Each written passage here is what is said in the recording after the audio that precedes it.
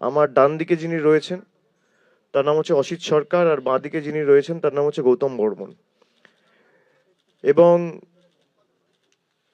কিভাবে তাদেরকে হেকেল করা বা হেনস্থা করা হয়েছে খালি বাংলায় কথা বলে বলে, সেটাও আপনারা জানেন যারা জেলায় দীর্ঘদিন ধরে সাংবাদিকতা করছেন। দুজনই দক্ষিণ দিনাজপুর জেলার বাসিন্দা, এবং প্রায় 7 মাস তারা বিনা কোনো কারণে মহারাষ্ট্রের ভিওয়ান্ডি পুলিশ জোর জবরদস্তি গায়ের জোরে তুলে নিয়ে গিয়ে ফরেনার্স অ্যাক্টে মামলা দিয়ে কোনো কথা না শুনে বাংলাদেশি বলে দাগিয়ে দিয়ে তাদের জেলে ঢুকিয়ে দিয়েছিল। তাদের জন্ম থেকে শুরু করে সবকিছুই বাংলায়। এবং দীর্ঘদিন ধরে আমরা আমাদের যতটুকু সামর্থ্য রয়েছে আমরা চেষ্টা করেছিলাম আইনত সাহায্য সহযোগিতা করে তাদেরকে কিভাবে ফেরত আনা যায়। কিন্তু আমাদের সাথে যোগাযোগ হয়েছিল প্রায় 3.5-4 মাস পরে, এবং 4 মাস পর থেকে আমরা এই কেসটা পার্সিউ করি, তাও আরো 3 মাস লেগে যায় তাদেরকে ফিরিয়ে আনতে। এবং গত ডিসেম্বর মাসের শেষের দিকে তারা এসে আমার সাথে দেখা করে। আমি তাদের বলেছিলাম যে আপনারা ফেরত যান, আমি খুব শীঘ্রই আপনাদের বাড়িতে যাব এবং আপনাদের পরিবার পরিজন সবার সাথে কথা বলে আপনাদের নিজেদের বাড়িতে গিয়ে আমি কথা বলে আসব। তো কি পরিস্থিতির মধ্যে তারা গত 7 মাস কাটিয়েছে আর কি ঘটনাটা ঘটেছে, আমি খালি একবার অসিত দাকে বলবো আর গৌতম ভাইকে বলবো, তারা আপনাদের সামনে তুলে ধরবে। আপনারা তাদের কথা শুনুন। অসিত দা, আপনি বলুন আগে। দীর্ঘ 7 মাস এটা চলছে না, আপনি এটাই বলুন। বম্বে মহারাষ্ট্রে কাম করতে গিয়ে 7 মাস, দীর্ঘ 7 মাস আমি জেল খাটে আসি। কিন্তু এই দীর্ঘ 7 মাস কি কষ্ট করেছি আর কি না কষ্ট পেয়েছি এটা একমাত্র আমরা জানি। আর যে কি খেয়েছে বাড়িতে এই 7 মাস, কি করেছে, কি নিয়েছে, সেই এই উপভোগটা তো বাড়ির তারা কষ্ট করেছে।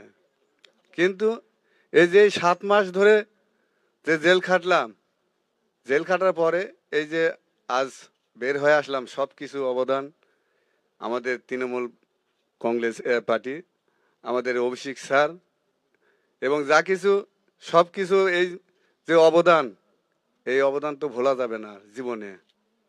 এই অবদান যাই ভুলবে তাই তো অমানুষ।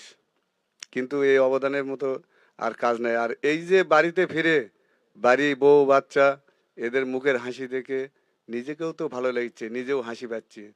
কিন্তু এর চেয়ে আর আনন্দ পাওয়ার জিনিস আর নাই। তার জন্য আমি এই তৃণমূল কংগ্রেস পার্টি এবং মমতা ব্যানার্জি এবং অভিষেক স্যারকে অসংখ্য ধন্যবাদ, এবং তিনাদের কাছে আমি সারা জীবন কৃতজ্ঞতা থাকব।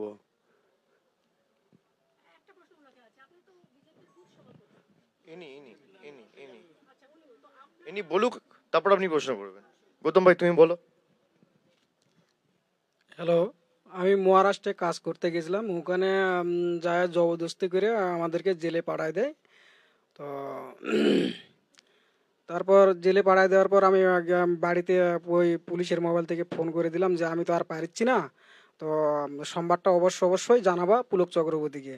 সে কি আমাকে কিছুই করে হোক যেন বের করে।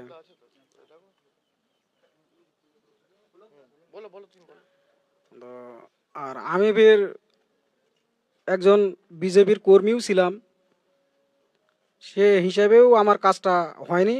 এবং আমার ওয়াইফ সুকান্ত মজুমদারের কাছেও গেছে, ওখানে যায় কোনো কাজই হয়নি। আমাকে আমার ওয়াইফকে বলছে যে ও তো জেলে চলে গেছে, ও আপনি আপনি বের হয়ে চলে আসবে মেয়াদ শেষ হয়ে গেলে। তারপর কি বলছিল সুকান্ত মজুমদার তোমাকে?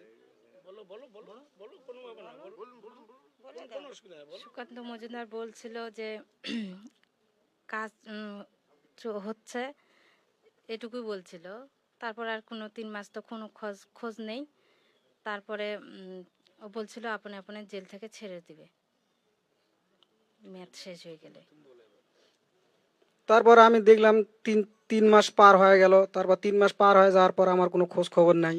তারপরে 3 মাস পার হয়ে যাওয়ার পর আমার মামু পুলক চক্রবর্তী ফের যোগাযোগ করে গোপেন সরকারের কাছে, গোপেন সরকার ফের অমরেশদার কাছে ফোন টোন করে, এবং মমতা ব্যানার্জি প্লাস অভিষেক স্যার আমাদেরকে জেল থেকে সরানোর ব্যবস্থা করে।